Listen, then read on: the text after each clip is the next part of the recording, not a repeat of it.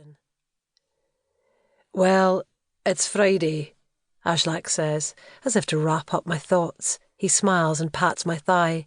"Viljar wants tacos, but don't blame me. All this stuff about everyone having tacos on a Friday night must be something he's picked up at preschool. Do you know if Mia's coming?" Mia is with her father, and clearly not planning on joining us. Aslak looks so hopeful that I can't face breaking it to him that she hasn't been in touch for several days now. "Aren't you going to get changed?"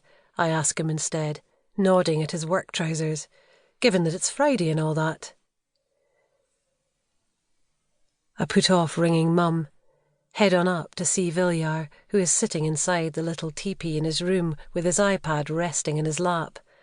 "Hi there, buddy," I say, sticking my head inside the teepee and kissing his cheek. My lips brush against salty, damp crumbs around his mouth. I realise his face and hands are bright orange. "Have you been snacking on cheese puffs before dinner?" I ask loudly. Viljar nods, his gaze still fixed on the screen. Peppa Pig.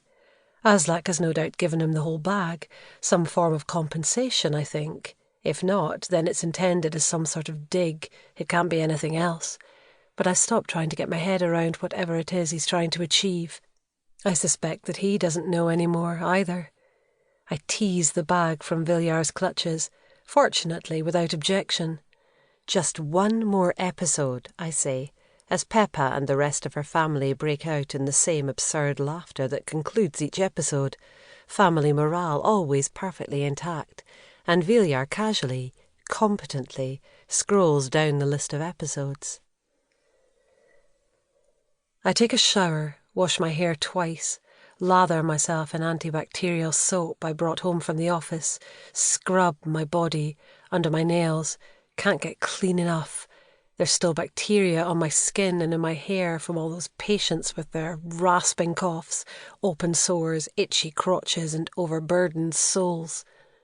Some days it is as if their problems consume me.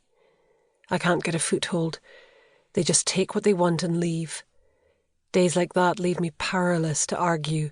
I dole out sick leave and prescriptions, refer people for MRIs and CT scans, send them to cardiac experts, all as my self-confidence plummets and my anxiety soars. When I come back downstairs, I see that Aslak has fallen asleep on the sofa. I suppress the urge to wake him, to shout that if anyone should be sleeping on the sofa, it's surely me. But I leave him be. I don't have the heart to complain or to start an argument when I haven't the ability to say what I really want or feel.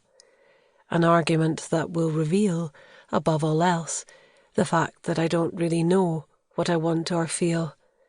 He's lying with his arms crossed behind his head. I notice that he's wearing his gold chain again, the one he received as a confirmation gift. The same one he stopped wearing when we moved to Oslo. The carrier bags on the kitchen countertop are packed full, milk and sour cream and mints. The cartons and packets are wet with condensation. I wonder how early Aslak actually left work, how long he's been lying on the sofa while Viljar has screen time in his room, a concept that Aslak refuses to acknowledge. He makes his way into the kitchen as I'm browning the mince, stands behind me and wraps his arms around me, kisses the nape of my neck. It's a rare occurrence.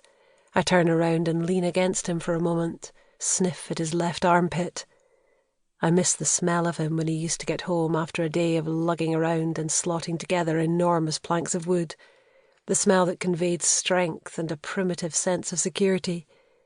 He established himself as a furniture maker when we moved to Oslo, and only ever smells faintly of woodall and detergent these days. I was the one who wanted to leave. I was the one who wanted to come here. I was the one who wanted this life. He holds me for a while, tightens his grip before sighing and letting go, starts setting the table. I try calling Mia for a second time, silently pray that she'll pick up the phone. Can't go making many more unanswered calls to her phone without her reading something into it. 2 missed calls could still just mean that I want to talk to her. I used to attempt to get through to people over and over again until I got hold of them.